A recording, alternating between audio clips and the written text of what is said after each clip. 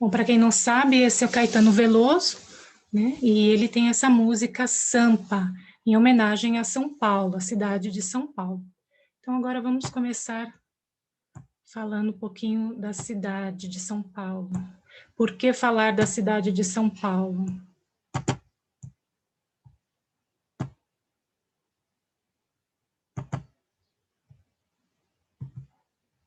Tá? Por que falar de São Paulo? Então, se a gente comparar São Paulo no mundo, então São Paulo ocupa o 10º lugar das cidades mais populosas do mundo, tá? Ela perde para Tóquio, Nova York, eu coloquei aqui um comparativo para que vocês vissem, e a posição de Moscou aí com o 15º lugar. Então, não é uma cidade de menos importância, pelo contrário. Além disso, São Paulo é a maior cidade brasileira, ela é a maior cidade em números de habitantes, e também de rendimento financeiro dos seus habitantes, da cultura, enfim, e do número de habitantes. Vejam que São Paulo ela tem 12 milhões contra 6 milhões da segunda colocada, que é o Rio de Janeiro.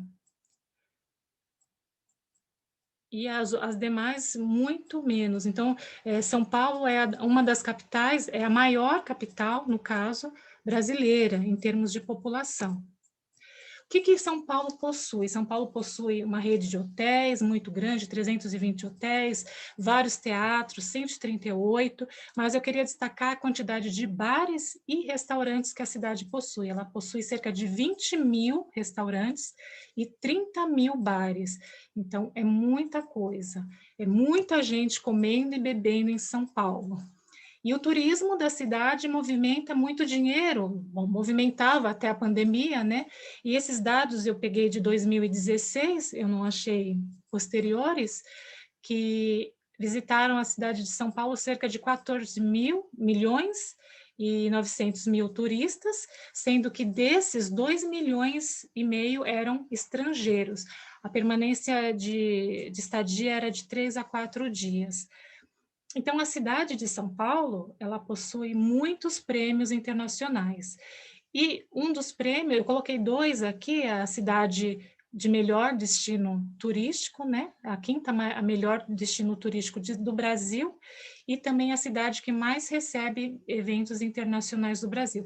Por quê? Porque São Paulo ela tem uma infraestrutura muito boa. A gente vê, voltando o slide, a questão da quantidade de restaurantes, de teatros, então, e de salas de cinema, hotéis. Então, ela possui uma rede, uma estrutura muito boa de sistema hoteleiro e de restaurante, né? Então, por isso, ela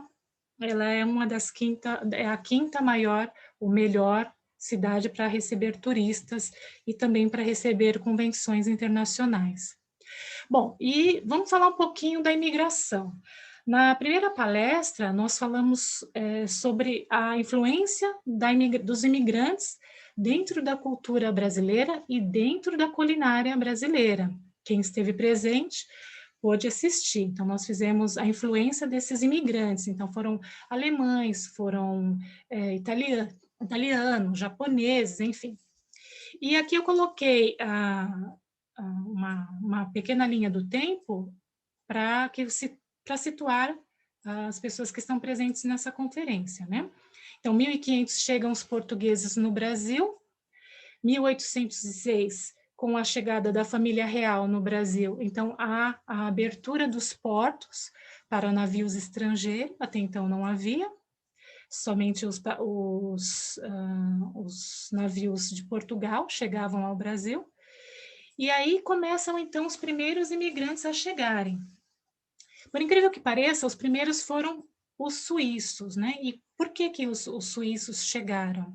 Eles chegaram porque foi um acordo com a família real e as pessoas que chegaram começaram a servir a família real.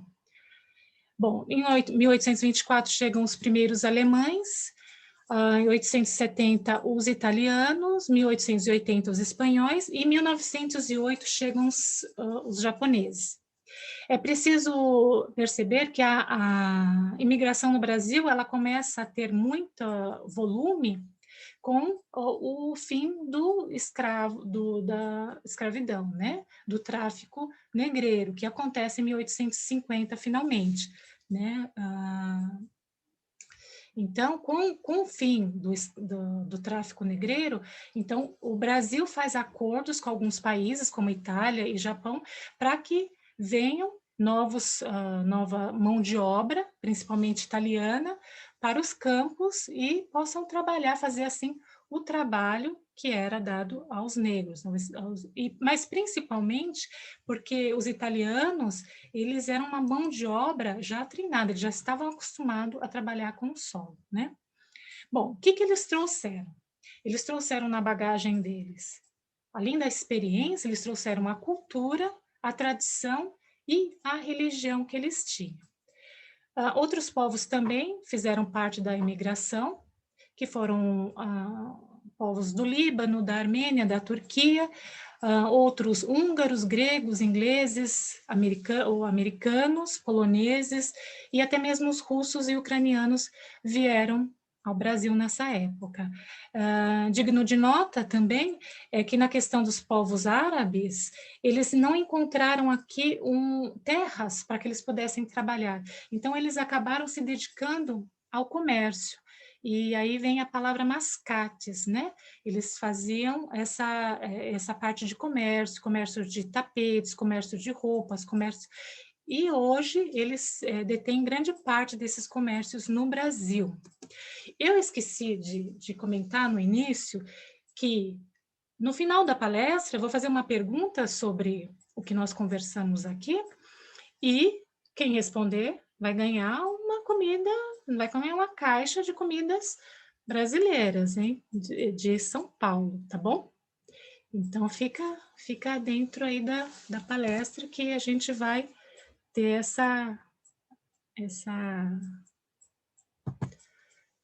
esse brinde para vocês hoje, tá bom? Comida brasileira de São Paulo.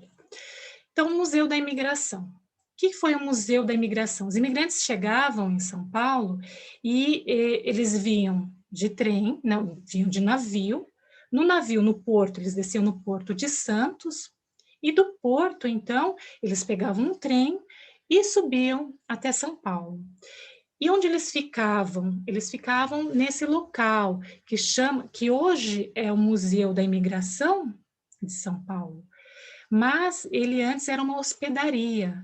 E aqui ele está reformado, né, para que as pessoas elas hoje vejam como era naquele tempo, como eles dormiam, como eles ficavam na hospedaria. Essa foto aqui à esquerda são imigrantes que chegaram, e aqui à direita já é o museu hoje, tá? Então, eles chegavam, eles eram registrados, a família era registrada, e dali eles iam ser contratados para alguma fazenda, e só depois do contrato firmado, então eles iam para a fazenda para o trabalho. Bom, e aí a gente vai falar sobre os bairros, né? Os bairros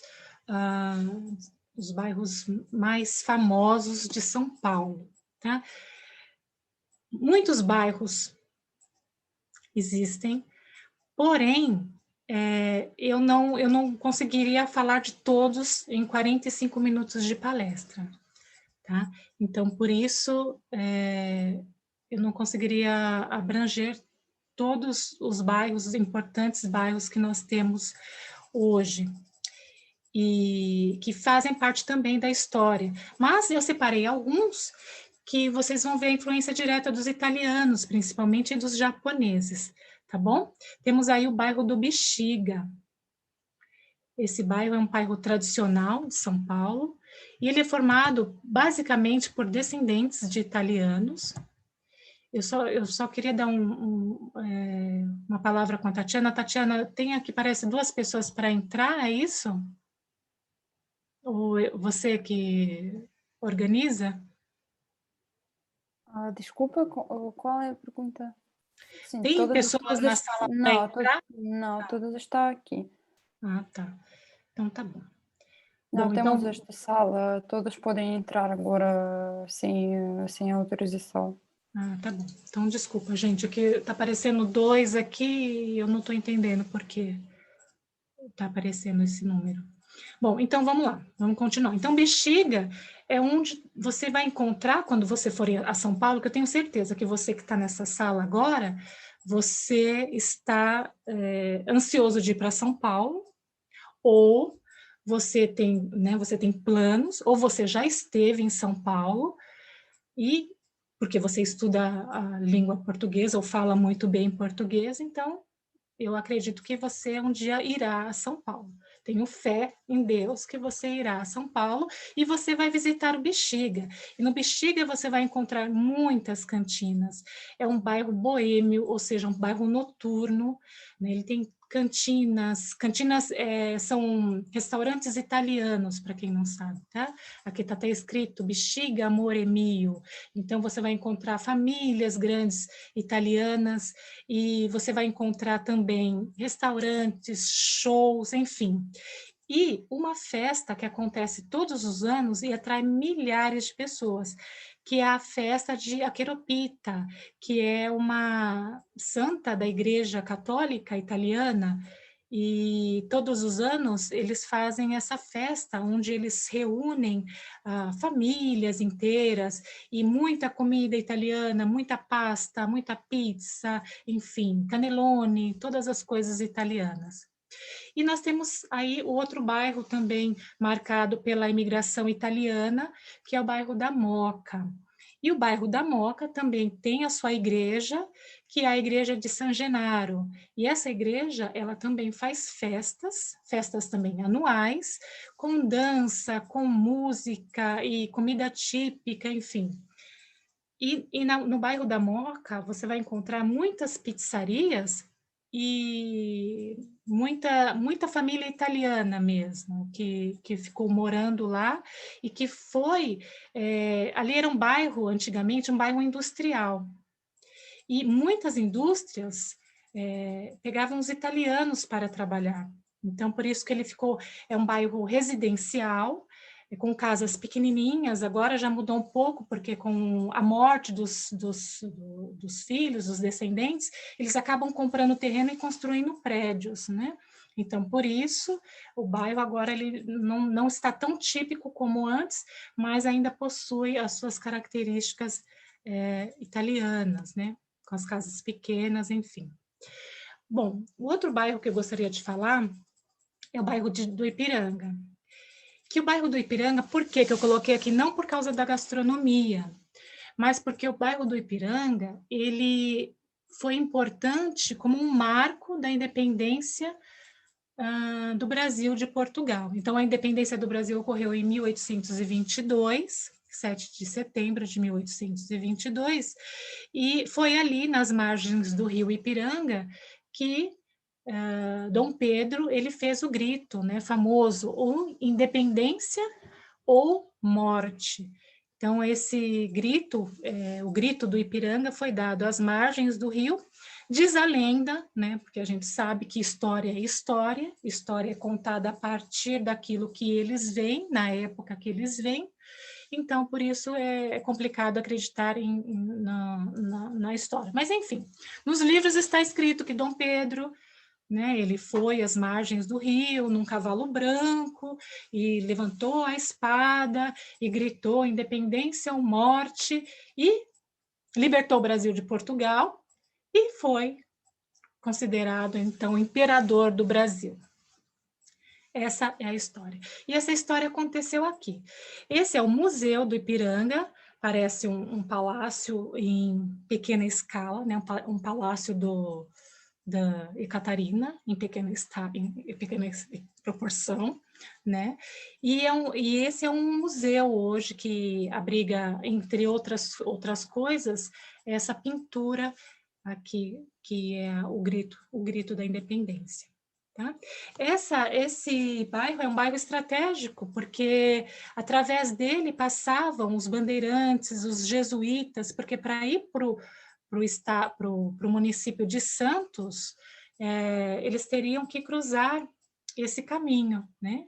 Antes de ter a estrada ferroviária, eles faziam um caminho pela serra. Então, São Paulo é um planalto. o descobrimento aconteceu nas cidades litorâneas, né? Então, foi a cidade de Itanhaém, Santos, aquela parte, região litorânea do estado de São Paulo. E para chegar na cidade de São Paulo, então, que antigamente era chamada de Piratininga, eles tinham que subir a serra, uma serra linda, que eles tinham que subir para chegar ao Planalto, onde ficava a cidade de São Paulo.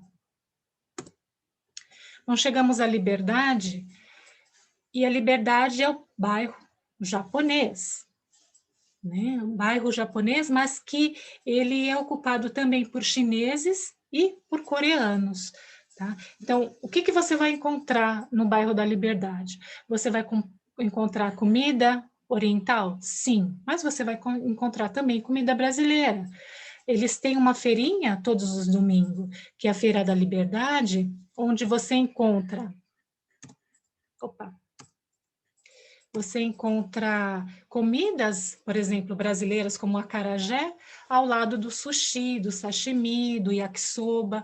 Então, existe essa variedade cultural na comida dentro também do bairro da Liberdade. Então, comida japonesa, chinesa, coreana, ninguém briga. Tem comida para todos os gostos.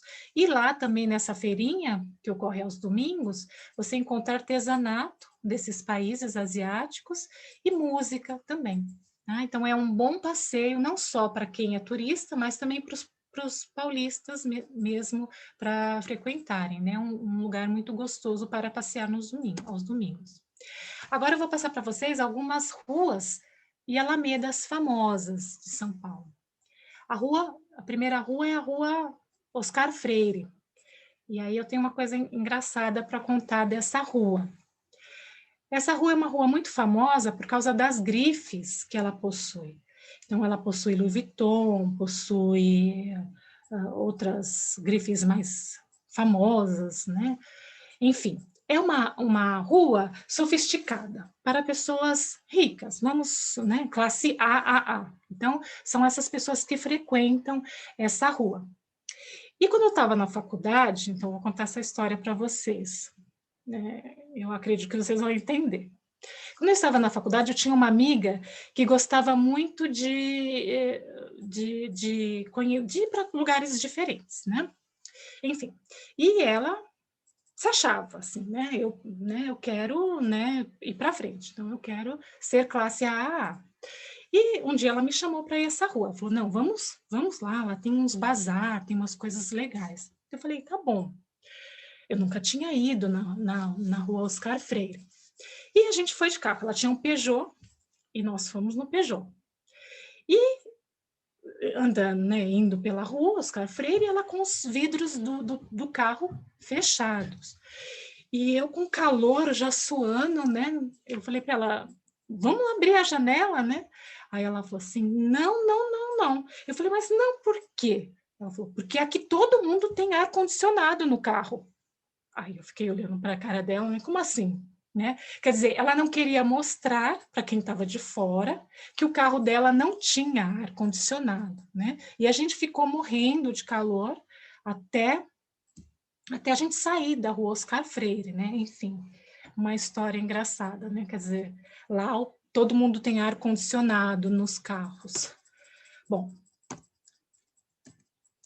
aqui não é os bairros já passaram.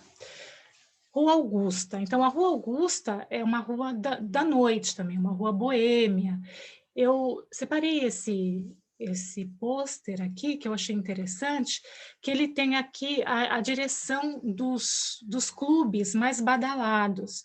E o que eu achei interessante, que eu não sabia, é que a Rua Augusta era uma rua que já no passado, em 1960, 1970, ela era o glamour entre os jovens, não? Então, a sociedade paulistana ia com suas motos, com seus carros, e paravam, e tocavam rock and roll. Então, era uma rua badalada pelos burgueses da época, de 1960 a 1970.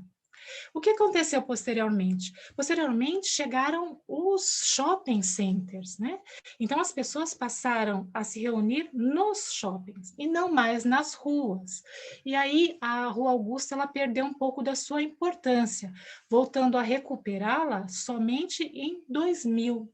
E hoje a Rua Augusta, assim, à noite é muita gente, né? É gente que quer beber, dançar, conversar. Então, é uma rua muito badalada de São Paulo. Ela é uma rua estratégica, ela liga pontos, né, o ponto com o centro da cidade, né, a zona sul e centro da cidade.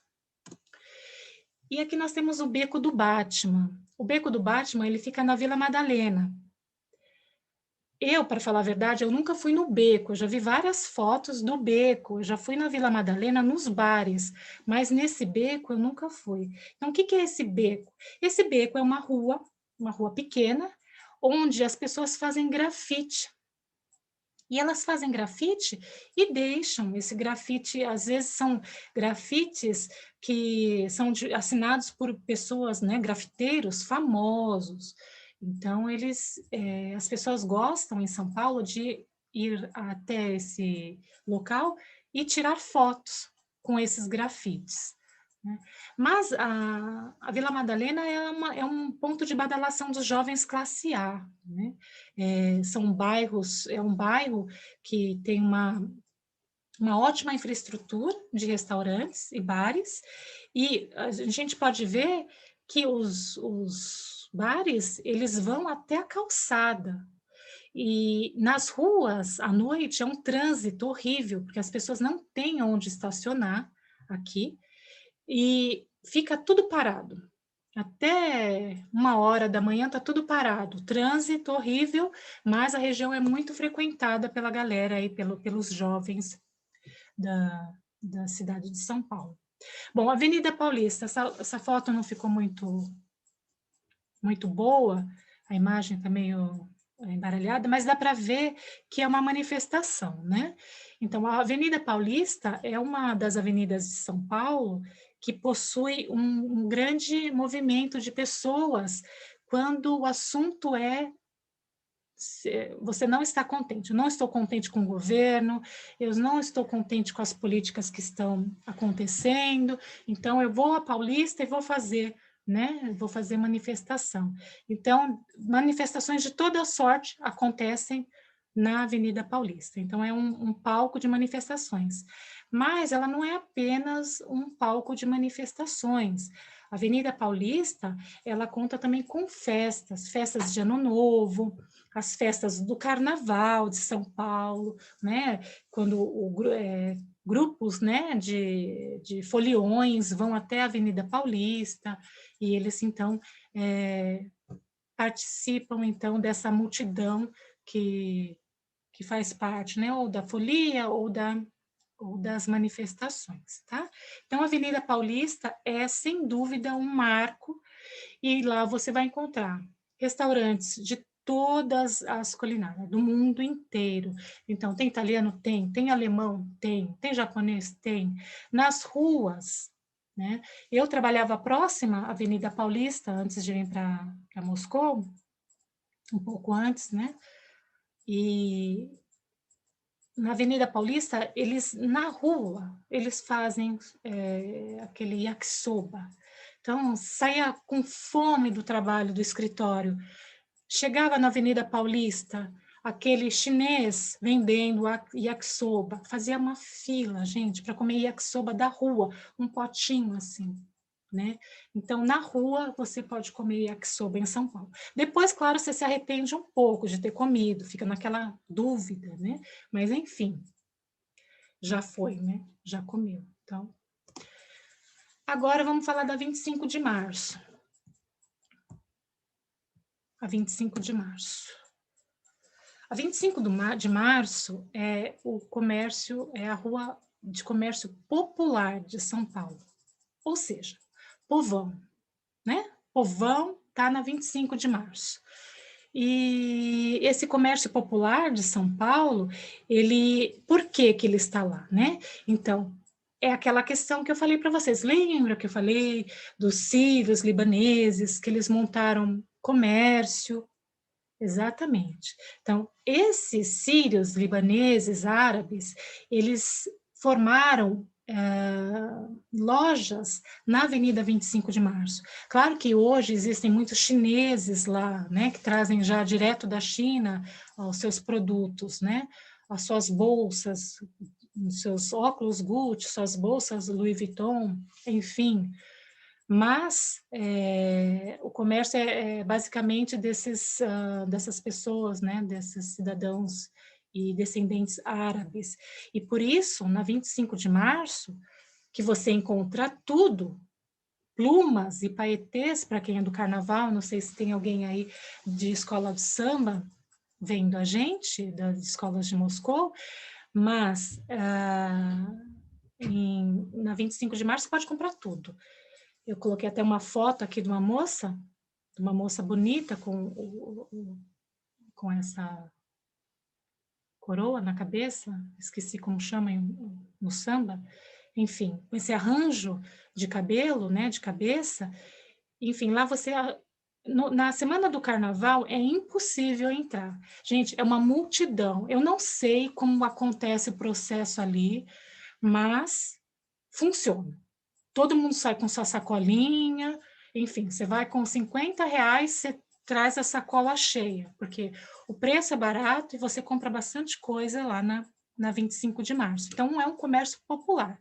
Tá aí a dica para quem vai para São Paulo, comprar o seu souvenir na 25 de março, e aí trazer para a Rússia, tá? E onde tem gente, claro, tem comida, e a comida que você encontra lá, é claro que você vai encontrar o McDonald's também, mas você vai encontrar boa comida sírio-libanesa. Você vai encontrar esfirra, você vai encontrar quibe, né? Enfim. Mas você vai encontrar também coxinha, olha aqui a coxinha, né? Coxinha tipicamente brasileira. Você vai encontrar também lá na 25 de março. Bom, e como eu falei de carnaval e da moça de carnaval, eu não poderia deixar de citar o carnaval. Aliás, eu quero fazer uma palestra sobre carnaval, porque eu vou contar uma coisa para vocês. O meu TCC da faculdade, meu trabalho de conclusão de curso, foi exatamente sobre isso, né?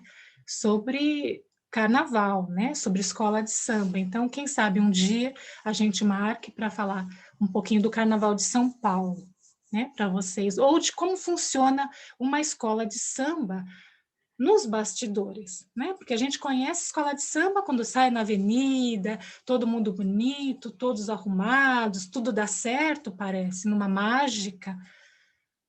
Mas a escola nos bastidores é outra coisa, né? Então, quem sabe eu possa contar um pouquinho da minha experiência de escola de samba para vocês aí, aqui no Centro Cultural, tá? E o carnaval, ele reúne uma multidão de pessoas, como vocês sabem, né? E as pessoas têm fome, né? E como alimentar essas pessoas? Então, todo ensaio de escola de samba, você vai ver barracas de comida, fora da escola de samba, e também existe dentro da própria escola de samba um bar onde você pode comprar essas coisas, coxinha, cerveja, enfim, coisas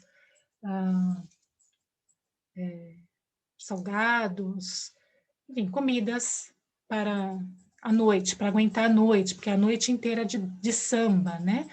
E as escolas também fazem feijoada, fazem churrasco. Eu separei aqui uma propaganda da escola Gaviões da Fiel, e essa escola ela faz periodicamente feijoada e para a comunidade, churrasco. Então você compra o convite e fica lá a tarde inteira no samba e na comida. Então as escolas de carnaval também você vai encontrar lá comida, boa comida brasileira, tá?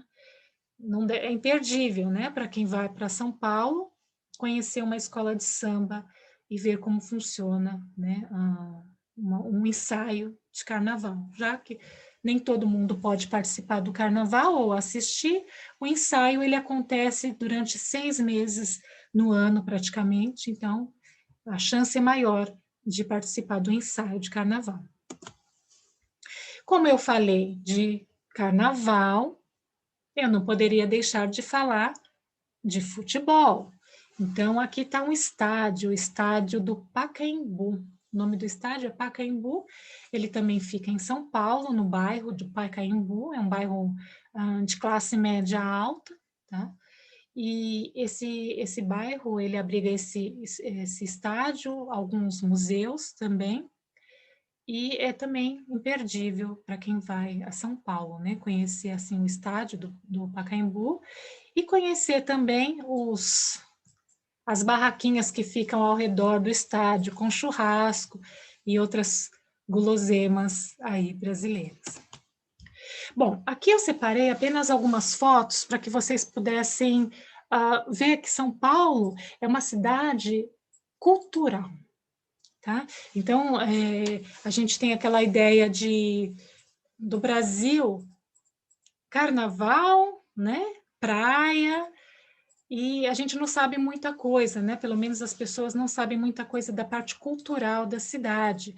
Então, a cidade de São Paulo, ela possui um grande centro de cultura e de entretenimento, né? Ou seja, de diversão.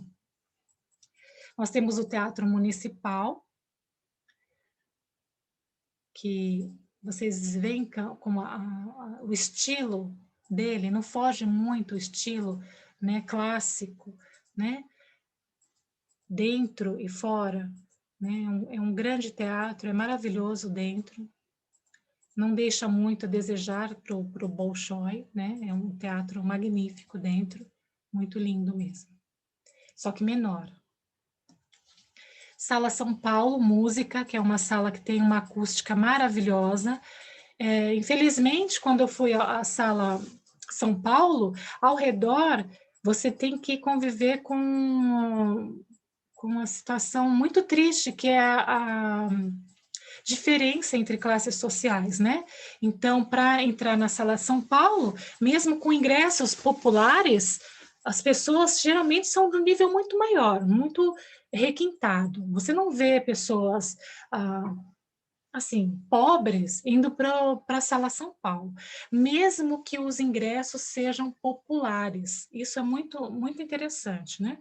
Então, quando eu fui de metrô, cheguei na Estação da Luz, fui andando até essa estação da sala São Paulo.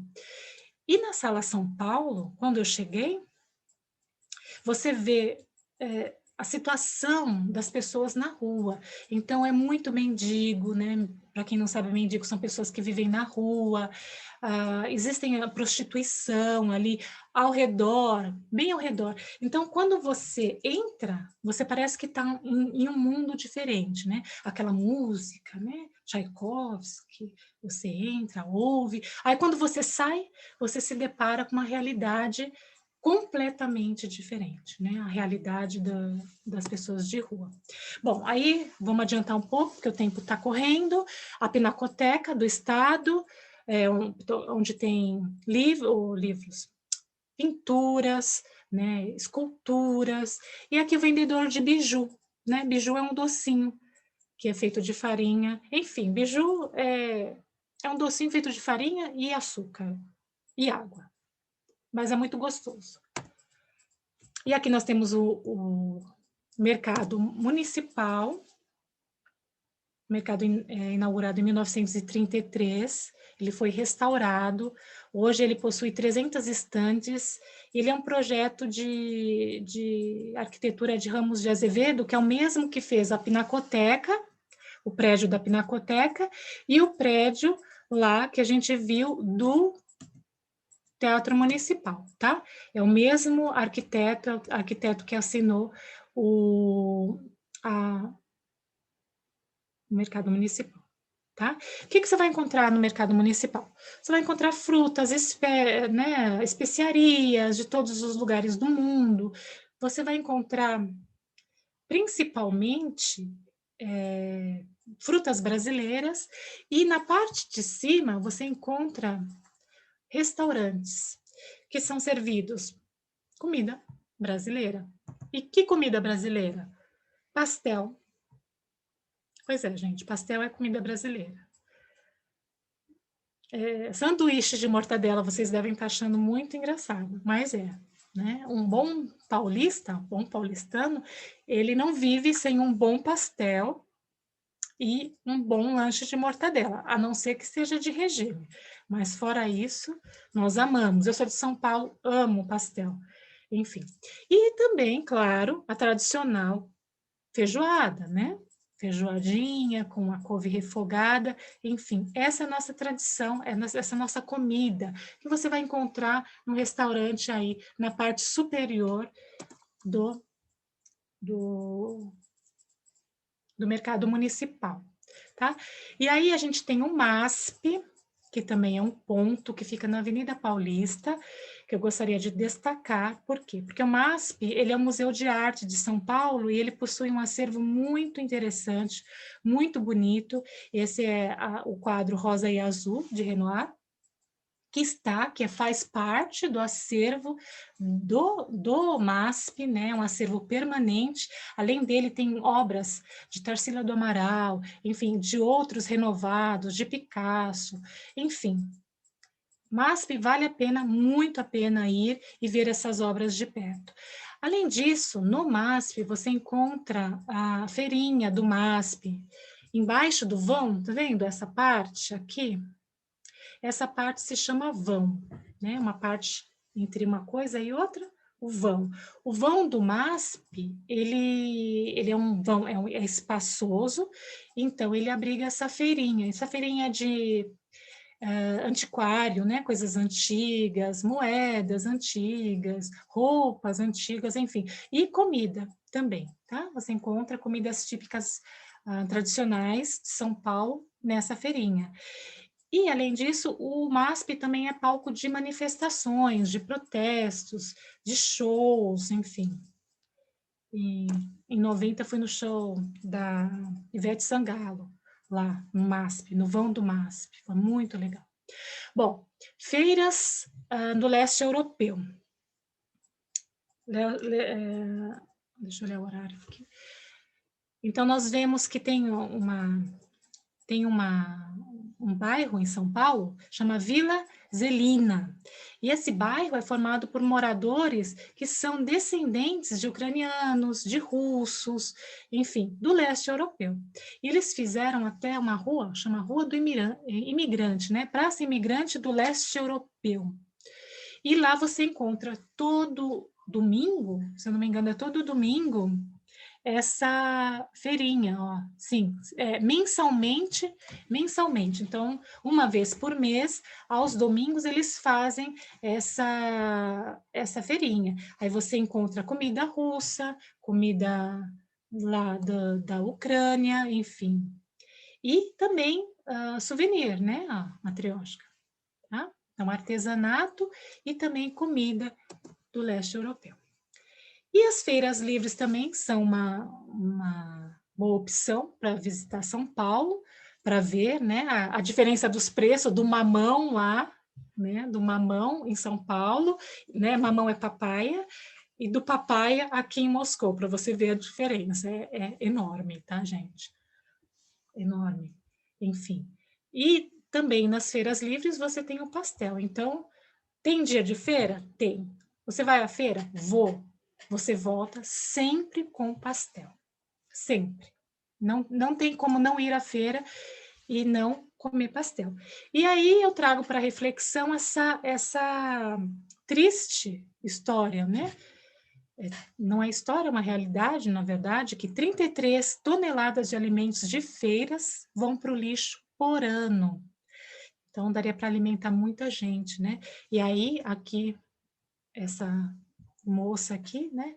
Pegando com o filho os restos da feira, né? Talvez ela tá ali, ela pegou, agora está guardando, esperando alguém para ajudar ela levar, né? Porque no final da feira, o que acontece no final da feira em São Paulo? Todo mundo, né, comprou, chegou 1 hora da tarde, a feira acabou praticamente, os feirantes jogam os restos que não venderam, eles ficam no chão, e aí vem a população pobre e pega o que eles podem carregar eles levam, né? Mesmo assim, 33 toneladas de lixo são lançados de lixos de feira são lançados, então, no lixo, né? Então, é um caso para se pensar. Então, o que o paulistano come? Né? O que ele come? Ele come virado a paulista, ele come coxinha, ele come pastel de feira, sanduíche de mortadela, enfim, pizza, picadinho, cuscuz, virado a, né? Enfim. Mas ainda não acabou. Eu queria mostrar aqui, mas estou correndo um pouquinho com o tempo para a gente ter um tempinho para conversar. E aí, essa comida do paulistano. Só que não acabou, né? Então, e antes dos italianos, antes dos japoneses, antes dos árabes, como que era, né? Essa é a Avenida Paulista, antes da chegada dos imigrantes, antes da chegada, né, da tecnologia, da indústria, enfim. Mas tinham os fazendeiros de café, né, que já eram ricos ali e faziam parte da Avenida Paulista, né? E aí, para terminar, sempre eu começo com a história, né? O começo, de onde que começou. Hoje eu deixei para falar do fim. Como que São Paulo surgiu? Qual a origem de São Paulo? Então, a origem de São Paulo é em 1554, né? E ela surge com a chegada dos jesuítas. Eu falei para vocês que eles ficavam em Santos, né, no litoral de São Paulo, e que eles tinham que passar um caminho de terra para subir até o Planalto, a cidade de São Paulo, né, que depois se tornou cidade de São Paulo. E aqui mostra a primeira missa em 1554, e essa primeira missa é a primeira, o nascimento, é o dia, né, é marcado o nascimento da cidade de São Paulo. E aqui é o pátio do colégio, que existe até hoje, que depois foi construída, depois de 2 anos que os jesuítas chegaram, né, com esse objetivo de catequizar os índios que moravam em São Paulo, e os jesuítas construíram, então, essa igreja, né, que hoje se chama Pátio do Colégio, mas que tem uma igreja também. E tem um monastério também perto de São Bento. Quem for até São Paulo vai ver. Isso fica bem na região central de São Paulo. Bom, para terminar, São Paulo é uma cidade de contrastes, né? Então, essa foto é impressionante, né? Porque você vê aqui claramente que é um alto padrão de vida, você vê piscinas em cada apartamento, na sacada, né? Não é uma piscina fora do apartamento, tem fora também, tem quadras de tênis também, mas a piscina está aqui, ó, de frente para quê? Para a favela. Isso é real, tá, gente? Essa foto é real. De um lado, o condomínio fechado, e do outro lado, a favela. E aqui também é o mesmo bairro, vocês verem que os prédios aqui são de classe A, e aqui é a favela, tá? Onde vive uma grande maioria de pessoas, em maneira, né, absurda. Bom, eu não queria terminar essa palestra sem falar dos nordestinos, que eu acho que a gente vai falar do Nordeste, acho que a próxima palestra eu vou falar de Salvador, mas os nordestinos também foram para São Paulo, pessoas da Bahia, pessoas do Ceará, e eles levaram consigo também as suas tradições, a sua comida, né? Eles levaram a tapioca, a farofa, a carne seca, né? Minha mãe mesmo, minha mãe é de Alagoas, minha mãe é filha de índios, né? Da região de Alagoas, lá de Maceió. E quando ela chegou a São Paulo, ela, claro, ela tinha um adolescente, mas ela se lembra, né, como era a comida, ela come até hoje farinha com feijão, e, enfim, mandioca, né, que são comidas mais da parte nordeste do Brasil. E índios. Então, a gente viu que quando os jesuítas chegaram em São Paulo, eles chegaram com o objetivo de catequizar os índios. Onde estão esses índios agora? Bom, infelizmente, a maioria deles foram dizimados, mas em São Paulo, mesmo em São Paulo, na capital, nós temos índios no Brasil inteiro ainda, tá, gente? No Brasil inteiro ainda tem índio. Mas em São Paulo, mesmo na capital, nós encontramos no Jaguaré, no Jaguaré não, Jaraguá. No Jaraguá, uma aldeia indígena que tem cerca de 700 índios, né?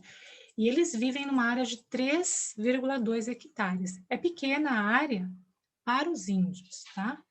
Então, aí eu termino aqui com essa reflexão, né, dessa garota que eles fizeram uma passeata na Avenida Paulista, né, contra, né, a demarcação de terras, e essa menina, na faixa está escrito assim: quando a última árvore for cortada, o último rio for envenenado, o último peixe for pescado, vocês vão entender que dinheiro não se come.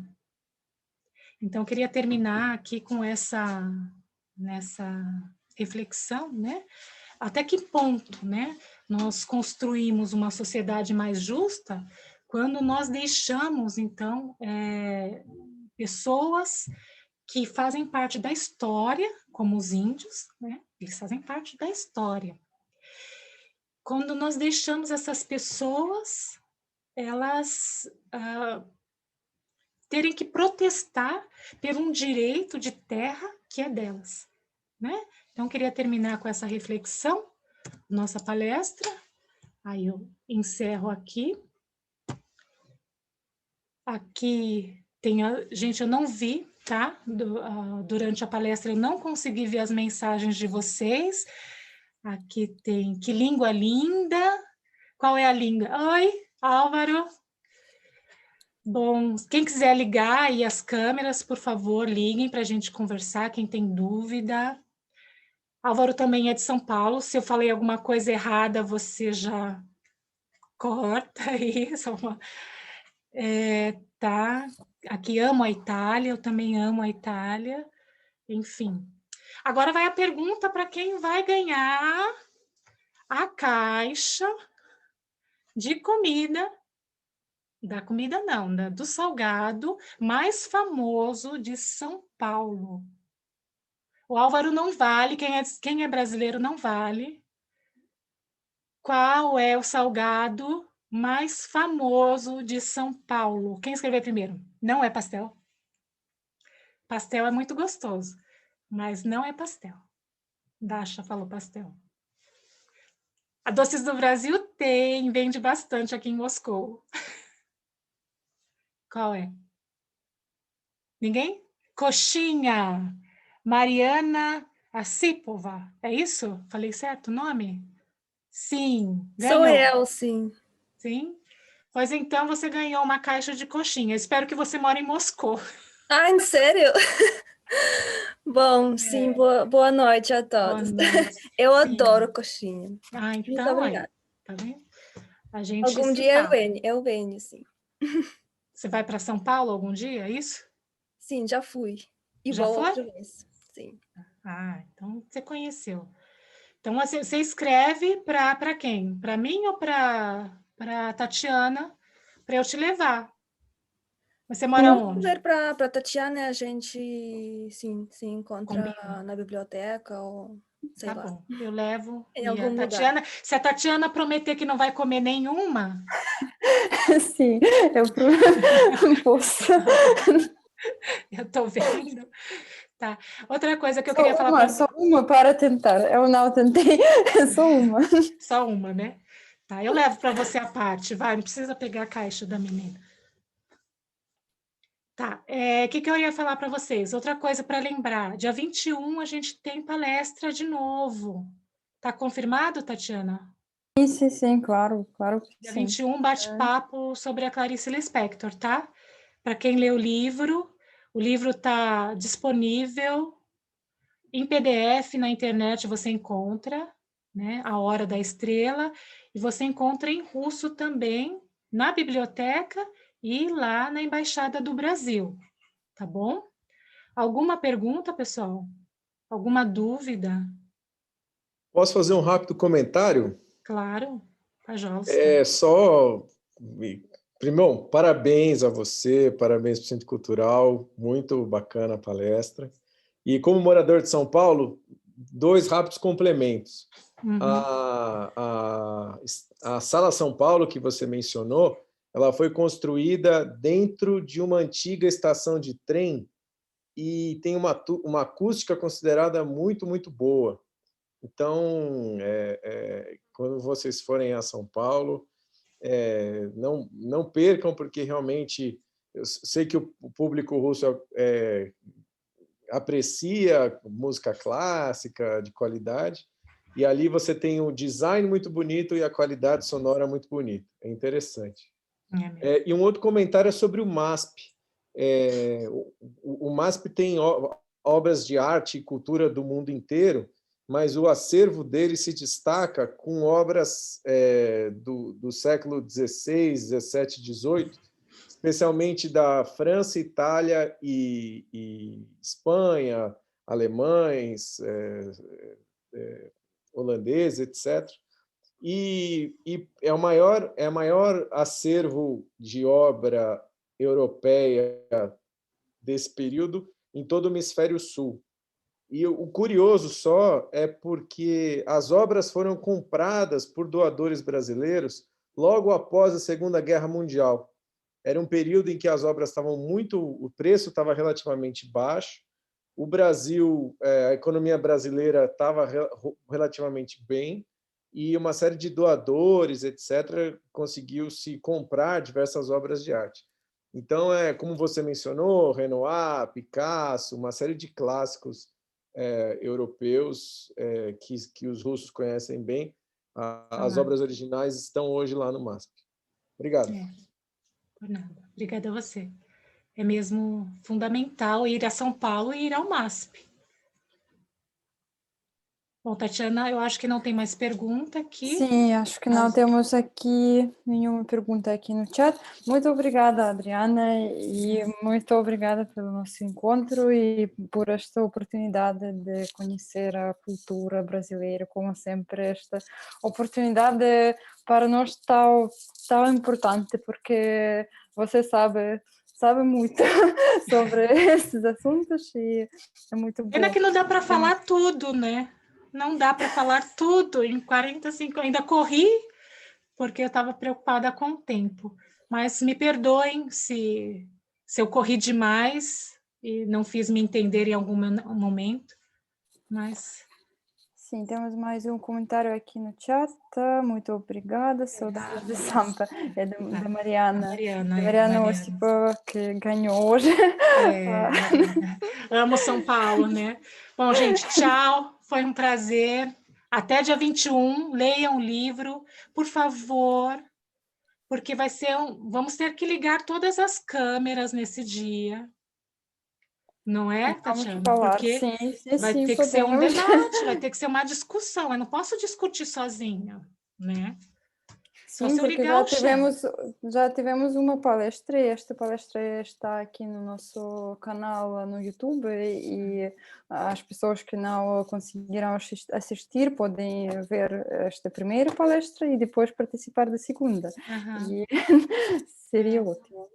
Muito obrigada, Adriana, muito obrigada a todos, muito obrigada, Álvaro, muito obrigada, Mariana, que hoje participaram da nossa conversa, e então até o dia 21, и muito obrигада a todos, всем большое спасибо, надеемся еще раз, что все хорошо отдохнули на праздниках, у всех есть силы и желание изучать культуру Бразилии с нами, с Адрианой, и всем до встречи, до новых встреч, всем хорошей, интересной недели.